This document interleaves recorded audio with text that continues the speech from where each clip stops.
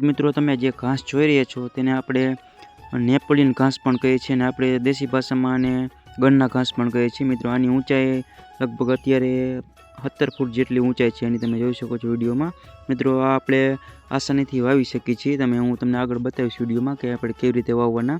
મિત્રો આ ઘાસ છે તેને વાટી લેવાનું છે અને મિત્રો વાટ્યા બાદ ત્યાર પછી એને કટકા કરી નાખવાના છે અને કટકા કરી ત્યારબાદ તમારે ચોપી દેવાના છે, જેમાં હું તમને આગળ વિડીયોમાં બતાવીશ। અને મિત્રો ધ્યાન રાખવાનું છે કે જે ગાંઠો છે તેની ગાંઠ આવે તેમાંથી જ આપણે ઉગાવો થઈ શકશે અને ગાંઠને કાંઈ પણ થવું ન જોઈએ, કટિંગ મતલબ થવું ન જોઈએ। તમે જોઈ શકો છો। ત્યાર પછી આવી રીતે એક હરિયું હોય એમાં 5-7 તમારે કરી નાખવાના અને આવી રીતે લાગઠ મૂકી દેવાનું છે।